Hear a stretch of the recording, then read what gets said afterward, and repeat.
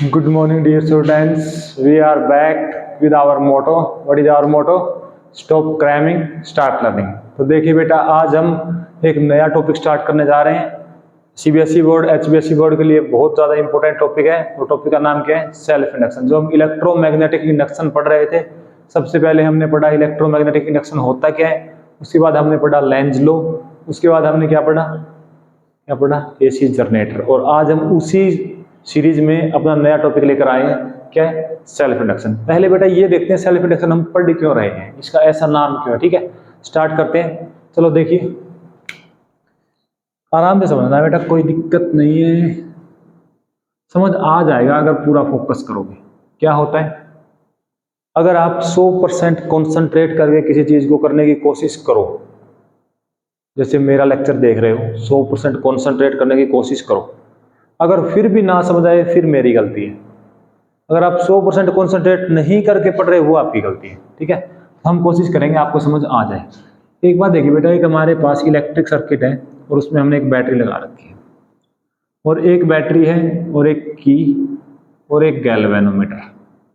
Galvanometer का तो आपको पता ही है क्या काम होता है। स्मॉल से स्मॉल करंट या वोल्टेज है उसको भी डिफ्लेक्ट, उसको भी मेजर कर लेगा और इस साथ में करंट के डायरेक्शन को भी बताएगा। ठीक है, यहाँ बना देते हैं गैल्वेनोमीटर। मान लो ये 0 है और ये 10 और ये 10 और ये अपनी नीडल, ये क्या है? नीडल। एक बात बताओ बेटा, जब हम की को ऑन करेंगे, क्या करेंगे? की को ऑन, की को ऑन करते सर्किट में करंट फ्लो करना चाहेगा? सर्किट में करंट फ्लो करना चाहेगा नहीं, करंट फ्लो करेगा। और करंट फ्लो करेगा, कुछ मिली सेकेंड के बाद करंट क्या हो जाएगा? कॉन्स्टेंट। मान लो इसमें आई फ्लो कर रहा है और आई की वैल्यू मैं क्या कह दूं? 10 एम्पियर। मैक्सिमम करंट कितना फ्लो कर सकता है? 10 एम्पियर।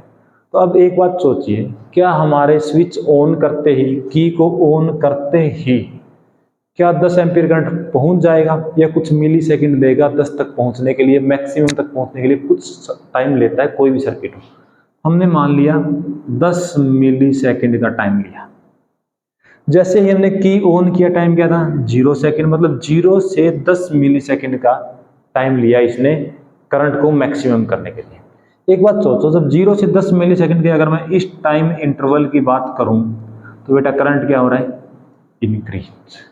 ठीक है, करंट इंक्रीज हो रहा है। ये डिफ्लेक्शन हमें ऐसे दिखा रहा है, मान लो 2, 4, 6, 8, 10। पहले यहां दिखाएगा, फिर यहां दिखाएगा, फिर यहां दिखाएगा, जैसे जैसे 0 से 10 मिली सेकेंड तक पहुंच रहे हैं। जब 10 मिली सेकेंड हो जाएगा फिर ये सुई यहीं पर रुकी रहेगी। मीन जब 0 से 10 सेकेंड, 10 मिली सेकेंड, मान लो इसने कितना टाइम लिया? 10 मिली सेकेंड लिया। तो 10 मिली सेकेंड में करंट हमारा 0 से लेकर मैक्सिमम तक पहुंच गया। ठीक है, इज इट क्लियर? ठीक है, अब हम बेटा इसी बात को एक और तरीके से देखते हैं। ये हमारे पास एक बैटरी है, वही की है,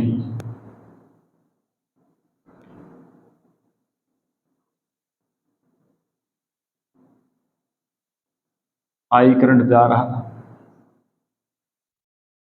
किया क्या है अभी बताते हैं। ऐसे समझो, ये वो सीधा वायर था, ये वो वायर है, ये वाला। ठीक है, ये वायर है, मैंने इसके अंदर ऐसे लूप बना दिया, एक लूप बना दिया।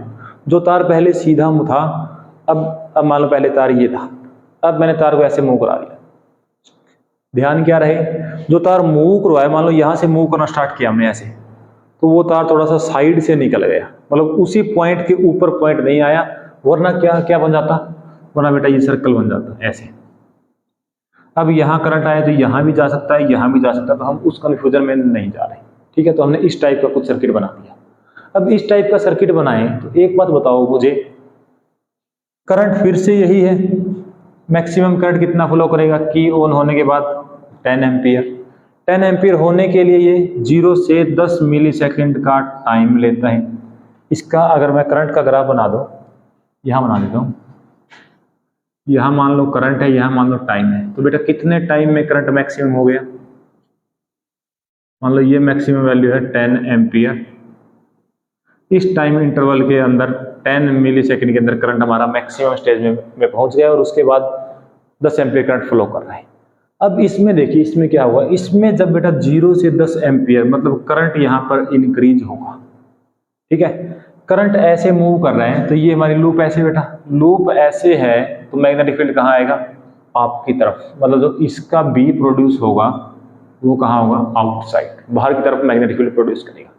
अब जैसे जैसे करंट इंक्रीज होगा तो यहाँ पर मैग्नेटिक फील्ड बाहर की तरफ क्या हो रहा है, इंक्रीज, करंट इंक्रीज करने से मैग्नेटिक फील्ड क्या हो रहा है, इंक्रीज, मैग्नेटिक फील्ड इंक्रीज हो गया, फ्लक्स में क्या हो गया, इंक्रीज। हमें इंक्रीज डिक्रीज से कोई लेना देना नहीं है, हमारा फ्लक्स क्या हो गया, चेंज, और जब भी फ्लक्स में चेंज आएगा करंट ईएमएफ इंड्यूस हो जाएगी। था सेम, बस हमने उस वायर को एक सर्कुलर लूप बना दिया, ठीक है, सर्कुलर लूप से जैसे जैसे करंट बढ़ रहा है मैग्नेटिक फील्ड क्या हो रहा है, इंक्रीज। अगर मैग्नेटिक फील्ड बेटा इसमें इंक्रीज कर गया तो फ्लक्स में चेंज हो गया, और फ्लक्स में चेंज हो गया करंट और ईएमएफ इंड्यूस हो गई। अब ये देखो, करंट और ईएमएफ इंड्यूस हो गई, किस डायरेक्शन में होगी, अपोज करेगी, क्योंकि लेंज लॉ यही तो कहते हैं, इलेक्ट्रोमैग्नेटिक इंडक्शन, ईएमएफ और करंट जिस डायरेक्शन में इंड्यूस हुए उनकी डायरेक्शन वो आएगी जिसमें वो अपने रीजन का अपोज करें। यहाँ रीजन क्या है, मैग्नेटिक फील्ड इंक्रीज हुआ है।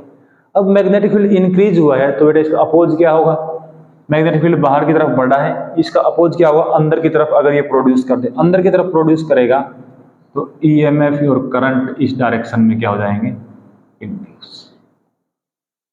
अब ये बताइए, मान लो करंट इसमें एक सेकंड के लिए मान लो 10 एम्पियर है, तो ये कुछ अपोज भी तो करेगा, मतलब जो करंट की वैल्यू वो कुछ थोड़ा सा कम रह जाएगी। तो इस केस के लिए अगर मैं ग्राफ बनाऊं, यहां बना देते बेटा, ये हमारा आई है और ये हमारा क्या है, टाइम। अब देखो जैसे जैसे करंट बढ़ रहा है, करंट का अपोज हो रहा है, मान लो किसी एक टाइम पर करंट मान लो 5 एम्पियर है, तो उसका अपोज बेटा 5 तो नहीं होगा, कुछ कम होगा, कुछ कम होगा मतलब हम कहते हैं 1-2, मीन्स करंट इंक्रीज तो हो रहा है सर्किट में लेकिन धीरे धीरे हो रहा है, मीन्स इस केस में ऐसा कुछ बन जाएगा बेटा, मतलब यहां जाके हमारे पास मैक्सिमम करंट की है, फिर वो करंट जैसे ही करंट 10 एम्पियर हो गया, 10 एम्पियर करंट होते ही सर्किट में करंट कांस्टेंट, तो अब इससे मैग्नेटिक फ्लक्स चेंज होगा नहीं, करंट और ईएमएफ इंड्यूस नहीं होगा। तो बेटा हमने क्या देखा, अच्छा ये क्लियर है ना, ये इसको एक बार और देख लो, जैसे जैसे हमारा करंट इंक्रीज होगा, मान लो 2, 3, 4, 5, 6, 7, 8, जैसे जैसे करंट इंक्रीज होगा ईएमएफ भी क्या हो जाएगी, अपोजिट डायरेक्शन में प्रोड्यूस करेगा और थोड़ा थोड़ा इंक्रीज होता जाएगा। जितना फ्लक्स चेंज होगा उतना ही ईएमएफ इंड्यूस, मतलब अपोजिट करेगा, अपोज करेगा तो करंट मैक्सिमम तक पहुंचने में कुछ टाइम ले लेगा, ठीक है। तो ये है बेटा कंसेप्ट, ये क्या है। अच्छा एक बात बताओ, इसी कोयल में लूप में हमने करंट की वैल्यू चेंज की और इसी में ईएमएफ इंड्यूस हो गया, इसलिए इस टॉपिक का नाम क्या है, सेल्फ इंडक्शन। ये बेटा आपको नॉर्मल बुक्स में नहीं मिलेगा, नॉर्मल बुक्स डायरेक्ट स्टार्ट कर रही हैं सोलिनॉइड से, लेकिन हमें पहले ये देखना कि सेल्फ इंडक्शन है क्या, फिर उसकी एप्लीकेशन लगा पाएंगे, और बुक में सीधा सेल्फ इंडक्शन, सोलिनॉइड का सेल्फ इंडक्शन निकाला हुआ, ठीक है। अब एक बात और देखो, यहां से अगर हमने करंट इंक्रीज किया तो फ्लक्स में क्या हो रहा है, इंक्रीज। अगर इस करंट की वैल्यू बढ़ा दें तो यहाँ पर मैग्नेटिक फील्ड और ज्यादा होगा तो फ्लक्स क्या हो जाएगा, बढ़ जाएगा। ये हम ऐसे लिख दें, I increase, B increase, flux increase. तो बेटा मैं यहां से ये लाइन बना दूं, flux is directly proportional to I. Flux क्या है, आई के डायरेक्टली प्रोपोर्शनल है। डायरेक्टली प्रोपोर्शनल को आप जब भी डायरेक्टली प्रोपोर्शनल आएगा उसको हटाएंगे कांस्टेंट से, वो कांस्टेंट यहाँ पर क्या है, एल आई। तो यहाँ से बेटा एल क्या आ गया, पाई बाई आई। इस एल का नाम है सेल्फ इंडक्टेंस, जो हमें पढ़ना है। तो यहां से कहानी स्टार्ट हो रही है, सेल्फ इंडक्टेंस। सेल्फ इंडक्टेंस को आप यहां से डिफाइन भी कर सकते हो, flux per unit current. Definition आप फॉर्मूले से कहीं भी बना सकते हो, ठीक है। तो यहां तक क्लियर है। जिस लूप का मैग्नेटिक फील्ड या जिस लूप का करंट चेंज हुआ, करंट चेंज होने से मैग्नेटिक फील्ड चेंज होगा, फ्लक्स चेंज होगा, और फ्लक्स चेंज होने से ईएमएफ और करंट इंड्यूस होने। लेकिन ये फिनोमेना उसी लूप में हो रहा है जिस लूप में करंट और ये वो जो हमने अप्लाइड करंट है वो इंक्रीज डिक्रीज हो रहा है, इसलिए इसका नाम क्या है, सेल्फ इंडक्टेंस, ठीक है बेटा, अब इसको स्टार्ट करें जो अपने सिलेबस में स्टार्ट करें। आपको क्या ध्यान रखना है, फाई डायरेक्टली प्रोपोर्शनल टू आई। इसको एक बार दोबारा लिख देता हूं। अगर हम यहां गैल्वेनोमीटर लगाते, यहां हमने गैल्वेनोमीटर लगा रखा था पहले ऐसे 0, यहां 10 मान लिया, तो यहां तो बेटा जल्दी जल्दी मतलब 10 मिली सेकेंड में वो यहां तक पहुंच गया। इस केस में थोड़ा टाइम ज्यादा लगेगा, मतलब वो आराम आराम से, तो इसलिए भी आप यहां से समझ सकते हैं। चलो आगे चलते हैं। अब हमारा बेसिक हो गया कि सेल्फ इंडक्टेंस है क्या, हमें पता चल गया। तो बेटा सेल्फ इंडक्टेंस की डेफिनेशन क्या बना दोगे, देखो ये एक लूप मान लो या कोयल मान लो, एक लूप है जिसमें करंट है, या एक कोयल है, या एक कंडक्टर है। उसके अंदर, लूप के अंदर जब भी फ्लक्स चेंज होगा ईएमएफ इंड्यूस होगी। Mean it is the property of एक कोयल और एक कंडक्टर और एक करंट कैरिंग लूप। जब भी करंट में चेंज आएगा वो उसका अपोज करेगा। तो इस अपोज करने वाली प्रॉपर्टी का नाम क्या है, सेल्फ इंडक्शन। ठीक है बेटा, स्टार्ट करें। फाई क्या है हमारे पास, डायरेक्टली प्रोपोर्शनल टू आई। हमने फाई को क्या लिख दिया, एल इंटू आई। एल क्या आ गया हमारे पास, फाई आई।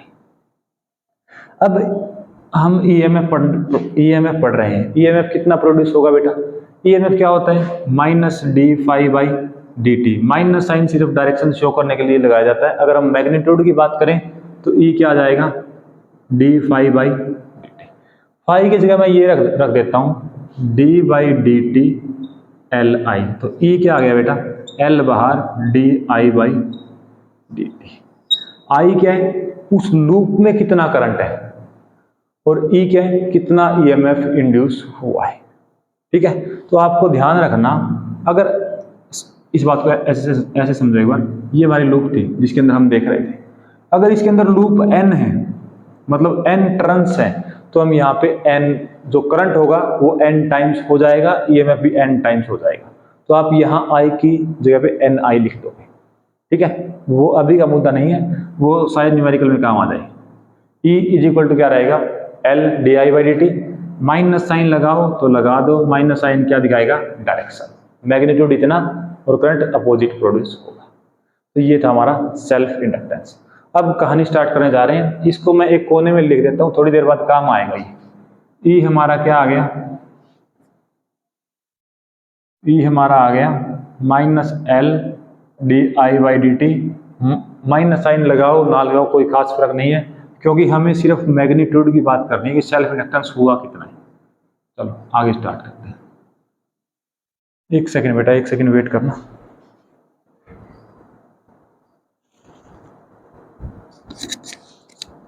सही चल रहा है। चलो अब हम सोलिनॉइड के लिए बात करते हैं, मतलब सेल्फ इंडक्टेंस ऑफ या ड्यू टू ए सोलिनॉइड। एक बात बताओ, सोलिनॉइड कैसा होता है, इस टाइप का होता है। यहां से आई करंट एंटर करेगा तो आई करंट ऐसे जाएगा, मतलब करंट पहले कहाँ गया, ऊपर, फिर कहाँ आया, बाहर, मतलब इस टाइप का करंट है। इस टाइप का बेटा करंट है तो मैग्नेटिक फील्ड कहाँ आएगा, मेरी साइड। मीन्स इसके अंदर मैग्नेटिक फील्ड प्रोड्यूस हो रहा है।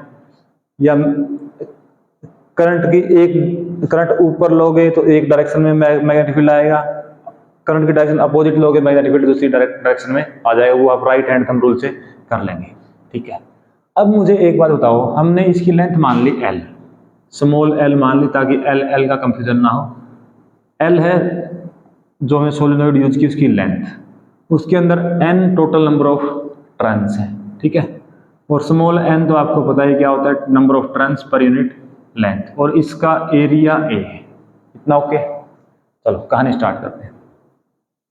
हमें क्या निकालना है, ईएमएफ। ईएमएफ बेटा क्या होता है, minus N d phi by D T.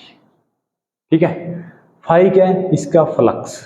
अब देखो ईएमएफ एक लूप होता तो कितना प्रोड्यूस होता, d phi by D t. लेकिन यहां पर कितने टर्न्स है, एन टर्न्स है, तो मैंने इसको एन से मल्टीप्लाई कर दिया। तो एन क्या आ गया, E is equal to N d phi by D T. तो हमारा बेटा पहला टारगेट क्या है, फाई निकालना। फाई बताओ क्या होता है, फाई हमें क्या कैसे आएगा, बी ए कोस थीटा। एक चीज देखो, बी मैग्नेटिक फील्ड या उस साइड मिलेगा या उस साइड करंट के ऊपर डिपेंड करेगा। करंट अगर ऐसे है तो मैग्नेटिक फील्ड मेरी साइड, करंट अगर इस साइड है तो मैग्नेटिक फील्ड बाहर की साइड, मतलब रहेगा एक्सिस के अलोंग ही। इस लूप का एरिया या इस साइड आएगा या इस साइड आएगा। इस लूप का एरिया उस साइड, इस लूप का एरिया इस साइड, मतलब मैग्नेटिक फील्ड और एरिया हमेशा सेम डायरेक्शन में रहेंगे। तो एंगल क्या हो जाएगा, या कोस 0, अगर मान लो मैग्नेटिक फील्ड इस साइड है, एरिया इस साइड है, तो एंगल कोस 180, कोस 180 -1 कोस 0 1। लेकिन हमें माइनस का कोई फर्क नहीं है, क्योंकि हम सिर्फ ये देखना चाह रहे हैं कितना इंडक्शन होगा। तो यहां पर क्या आ जाएगा बेटा, बी इंटू ए। ठीक है, एक बात देखो, अब बी निकाल सकते हैं हम, बी हमने पहले भी निकाला हुआ है। बी क्या होता है, mu naught N I. N क्या होता है, mu naught N L by में आई। एन क्या था, ये सोलिनोइड की वजह से मैग्नेटिक फील्ड हम निकालते आ रहे हैं, तो क्या था, mu naught N I. N क्या है, एन बाई एल। तो यहां रख दें हम इसको, तो बेटा फ्लक्स क्या आ गया, mu naught N I A by में एल। इतना मैग्नेटिक फ्लक्स आ गया। हमें क्या निकालना है, ईएमएफ, तो यहां वैल्यू पुट कर दो। ई क्या आ गया बेटा, माइनस लगाओ ना लगाओ, हम सिर्फ मैग्नीट्यूड की बात कर रहे हैं, N d phi by D t. N का एन माइनस लगा लो, कोई चक्कर नहीं है। माइनस सिर्फ डायरेक्शन के लिए यूज होगा, चाहे आप यहां इग्नोर करके लास्ट में माइनस लगा देना तो भी कोई दिक्कत नहीं है, लेकिन जहां लगाओ वहां एक्सप्लेन कर देना कि क्यों लगाया है। ठीक है, d d by D t, बेटा फाई क्या है, mu naught N I A by में एल। म्यू नोट क्या है, कांस्टेंट, एन क्या है, constant, area constant, length constant. Change क्या हो रहा है, सिर्फ हम करंट को इंक्रीज या डिक्रीज कराएंगे। तो करंट क्या हो रहा है, इंक्रीज। तो बेटा मैं इसमें से किसको बाहर निकाल लूं, mu naught N square A by में L, mu naught N square A by में एल डी आई बाई में डी टी, और आगे माइनस साइन लगा रहे थे, माइनस साइन। तो ये बेटा हमारे पास आ गया ईएमएफ। ये क्या आ गया, ईएमएफ। अब इन दोनों को कंपेयर करो, एक इस इक्वेशन को और एक इस इक्वेशन को। ई की जगह पर ई है, माइनस माइनस एल, ये हो जाएगा D I by D T. तो हमारे पास सेल्फ इंडक्टेंस की वैल्यू क्या आ गई, mu naught N square A by में एल। मतलब इतना सेल्फ इंडक्टेंस एक सोलिनोइड हमें प्रोड्यूस करती है। मतलब सोलिनोइड का सेल्फ इंडक्टेंस कितना होता है, अपोज करने का, जब भी हम करंट में इंक्रीज डिक्रीज करें तो वो कितना अपोज करेगा, उस कांस्टेंट का वैल्यू क्या होगी, mu naught N square A by में एल। ठीक है बेटा, तो ये ध्यान रखना है, नंबर ऑफ टर्न पर कैसे डिपेंड करता है, एरिया पर कैसे डिपेंड करता है, लेंथ पर कैसे डिपेंड करता है, वो हमें सब करना है। ठीक है, ये है जो आपके सिलेबस में। अब हम थोड़ा सा आगे चल रहे हैं, सिलेबस से आगे। सिलेबस में बेटा यहीं तक है। ठीक है, अगर हमें सेल्फ इंडक्टेंस की एक और डेफिनेशन बनानी हो बेटा, तो हम यहाँ, ये तो आपको पता ही है, अगर मैं D I by D T को 1 कर दूँ, क्या कर दूँ, 1 एम्पियर पर सेकेंड। मीन्स कोई हमारे पास सर्कुलर लूप है जिसमें करंट है, और वो करंट 1 एम्पियर पर सेकेंड के अकॉर्डिंग चेंज हो रहा है, तो उसका ईएमएफ ही क्या है, सेल्फ इंडक्टेंस। तो आप सेल्फ इंडक्टेंस की एक डेफिनेशन यहाँ से बना दोगे, self inductance is the EMF induced in the circuit in which या induced in a current carrying loop in which the current is changing 1 ampere per second। मतलब करंट इस रेट से चेंज हो रहा है, तो जो उसका ईएमएफ है वही उसका क्या है, सेल्फ इंडक्टेंस। ठीक है बेटा, अब हम थोड़ा आगे चलते हैं। आगे क्या चलना है, देखो ये चीज करंट का क्या कर रही है, अपोज कर रही है। अभी तक हम 3 चीजें पढ़ते आए हैं, सर्किट एलिमेंट, एक रेजिस्टेंस, एक कैपेसिटर, और एक ये हमें नई चीज मिली है जो करंट का अपोज कर रही है। इसको बोलते हैं बेटा इंडक्टर। इस टाइप का सर्किट ये आप एसी चैप्टर में पढ़ोगे, जहां इसको एल लिखा हुआ है। वो एल बेटा यही है, सोलिनोइड ही है। मतलब सोलिनोइड को हम आगे एक इंस्ट्रूमेंट, या हम कह सकते हैं एक सर्किट एलिमेंट, जैसे रेजिस्टेंस है, कैपेसिटेंस है, वैसे ही एक और सर्किट एलिमेंट है जिसका नाम क्या है, इंडक्टर। तो हम इसके आगे क्या पढ़ेंगे, इंडक्टर। अगर आपने यहां सीख लिया इंडक्टर क्या है, उस चैप्टर में इंडक्टर के बारे में कुछ नहीं गिवन, ये गिवन है कि इंडक्टर होता है, लेकिन हमारे सिलेबस में यहां तक है, लेकिन हम इंडक्टर के ऊपर थोड़ा फोकस करना चाह रहे हैं। ठीक है, तो अब हम बेटा टारगेट करते हैं इंडक्शन। यहां तक ओके, एक बार रिवाइज कर लो, कोई दिक्कत हो तो ईएमएफ करंट सब कर दो यार। चलो स्टार्ट करते हैं। रफ कर दें, कर दो जी, रफ कर दो, कोई दिक्कत नहीं।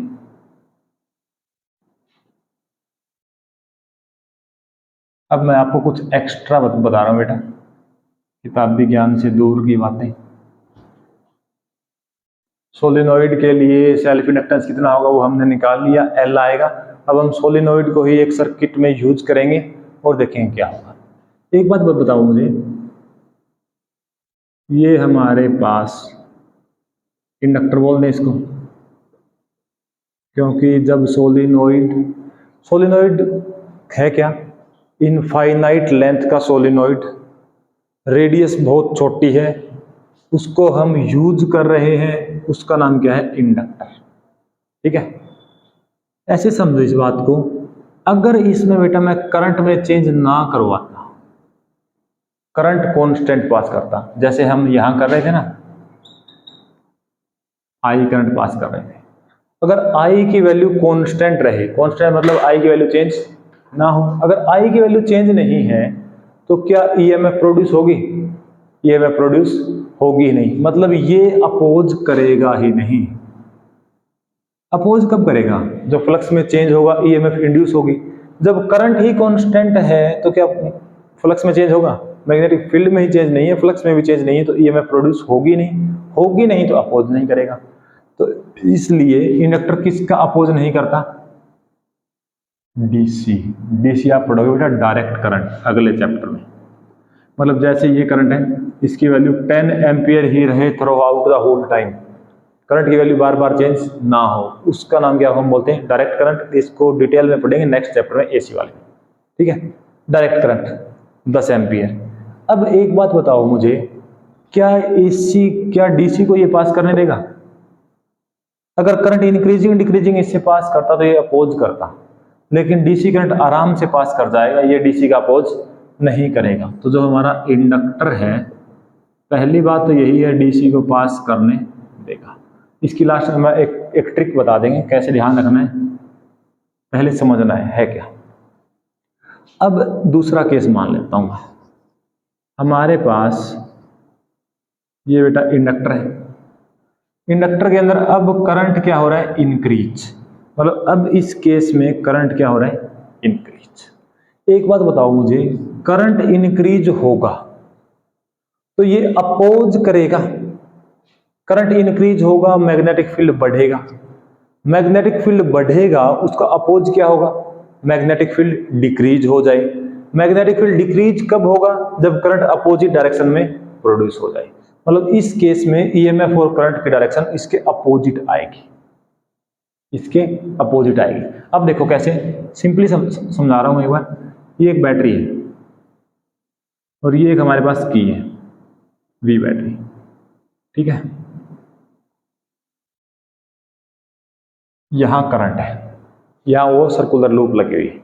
ठीक है, अब एक बात बताओ, जब इसका आई बढ़ेगा, आई क्या होगा, बढ़ेगा, तो यहां पर सर्कुलर जो लूप लगी हुई है उससे मैग्नेटिक फ्लक्स बढ़ेगा, ईएमएफ प्रोड्यूस होगी। तो ईएमएफ कहां प्रोड्यूस होगी, अपोजिट डायरेक्शन में, मींस वो करंट जो ईएमएफ इंड्यूस मतलब जो करंट इंड्यूस हो रहा है वो कहां आएगा, अपोजिट है। अपोजिट में आएगा बेटा, तो मैं उसको ये लिख दूं, इस साइड पॉजिटिव, इस साइड नेगेटिव। देखो ये नहीं था तो करंट चल रहा था आराम से, करंट कांस्टेंट होता तो भी ये नहीं होता, हमने पढ़ लिया। जब करंट इंक्रीज होगा तो ईएमएफ इंड्यूस किस डायरेक्शन में आएगी, करंट को डिक्रीज करे। मान लो ये हमारा बढ़ के 10 हो गया, तो इसका अपोज कब होगा, जब करंट इसके अपोजिट चले, अपोजिट चले तो इस साइड पॉजिटिव और इस साइड नेगेटिव। तो हम बेटा यहां लिख देंगे पॉजिटिव और यहां लिख देंगे नेगेटिव। ये बात समझ आई? नहीं आई तो एक और एग्जाम्पल लेंगे, उससे समझ आ जाएगी। अगर हमारे पास यही एग्जाम्पल में अगर मैं करंट की वैल्यू डिक्रीज कर देता हूं, देखो करंट की वैल्यू इंक्रीज करने से ईएमएफ प्रोड्यूस हुई और ईएमएफ इस साइड जो पोटेंशियल है वो पॉजिटिव है, इस साइड नेगेटिव, और वो पोटेंशियल डिफरेंस ईएमएफ आ जाएगा। अब अगर हम करंट को डिक्रीज कर दें, एक बात सोचो, अगर मैं करंट को डिक्रीज कर दूं, यहां हमारी वो करंट कैरिंग लूप है जिससे मैग्नेटिक फील्ड पास कर रहे हैं। अगर हम करंट बढ़ा दें, हमने कर लिया, अब हमें करंट को क्या करना है बेटा, डिक्रीज। करंट को डिक्रीज कर दूं तो ये किसकी तरह बिहेव करेगा, करंट डिक्रीज करने से फ्लक्स क्या हो गया, डिक्रीज। अब फ्लक्स डिक्रीज हो गया, ईएमएफ किस डायरेक्शन में आएगी, जो फ्लक्स को इंक्रीज करे, इंक्रीज करे तो उसी डायरेक्शन में हमें मैग्नेटिक फील्ड उसी डायरेक्शन में हमें करंट लगाना पड़ेगा या करंट इंड्यूस करेगा जिससे मैग्नेटिक फील्ड क्या हो जाए, इंक्रीज। तो इस केस में बेटा ये पॉजिटिव नेगेटिव, क्यों, हमें करंट के डायरेक्शन में, यहाँ करंट क्या हो रहा है, डिक्रीज, अपोज कैसे होगा, करंट क्या हो जाए, इंक्रीज। इंक्रीज करंट कब होगा, जब इसकी डायरेक्शन में ही प्रोड्यूस करे, डायरेक्शन में प्रोड्यूस कब करेगा, ऐसे। तो ये हो गया इस साइड नेगेटिव टर्मिनल, इस साइड पॉजिटिव, ठीक है। तो ये बात आपको ध्यान रखनी है कि ये टर्मिनल कैसे आए। सिंपली समझ आया, नहीं आया, एक बार और देखो बेटा, करंट बढ़ गया, करंट बढ़ गया, यहाँ पर मैग्नेटिक फ्लक्स बढ़ गया, तो करंट किस डायरेक्शन में इंड्यूस होगा, जो मैग्नेटिक फ्लक्स को घटा दे। मैग्नेटिक फ्लक्स कैसे घटेगा, जब करंट घट जाए। तो करंट ये मान लो 10 एम्पियर है और इसको घटाना है, तो घटेगा कहाँ, अपोजिट में प्रोड्यूस हो, तो यहाँ प्लस आया था, यहाँ माइनस। अगर डिक्रीज हो रहा है तो यहाँ प्लस, यहाँ माइनस। ये चीजें आपको ध्यान रखनी है, ये चीज आप बुक में नहीं पढ़ पाओगे, ठीक है, ये आपको ध्यान रखना है। अब एक और बात देखो, ये करंट और इन दोनों केस में आई क्या था, कांस्टेंट नहीं था, तो अपोज हो रहा है, ठीक है। अब एक बात बताओ, एसी करंट कैसा होता है, ऐसा करंट होता है, नेक्स्ट चैप्टर अच्छे से पढ़ दोगे। एसी करंट में बार बार क्या होगा, करंट की वैल्यू चेंज होगी, करंट की वैल्यू चेंज होगी तो ये उसका अपोज करेगा, अपोज करेगा तो इससे पास नहीं होगा, मतलब ये एसी को पास नहीं करेगा, ठीक है। अब देखो ध्यान कैसे रखना है, ये है बेटा कैपेसिटर, ये कैपेसिटर है, सॉरी इंडक्टर है। ऐसे ध्यान रखो, डीसी, डीसी का होता है डायरेक्ट, सीधा, एक वैल्यू है तो करंट चेंज नहीं होगा, सीधा निकल जाएगा, तो डीसी क्या हो गया, पास। क्या एसी सीधा निकल पाएगा, एसी तो ऐसे है, तो इसके अंदर फंस जाएगा, तो एसी पास नहीं होगा। इस ट्रिक से आप ध्यान रख सकते हो। जैसे कैपेसिटर है, कैपेसिटर किसको पास करता है, किसको पास नहीं करता, डीसी है, डीसी क्या है, सीधा सीधा आएगा, टक्कर मारेगा, मतलब कैपेसिटर डीसी को पास नहीं करता, एसी ऐसे करके निकल जाएगा, एसी को पास करता है। ये शॉर्ट ट्रिक्स है, ये आपको एसी वाले चैप्टर में पढ़ाएंगे, उससे पहले आपको सीखना है कि है क्या, ठीक है। तो ये था बेटा इंडक्टेंस, ठीक है। आई होप आपको समझ आया होगा, नहीं आया तो आप कमेंट कर देना कि यहाँ से मुझे थोड़ी प्रॉब्लम आ रही है, समझा देंगे, दोबारा बता देंगे, ठीक है। Okay, thank you so much.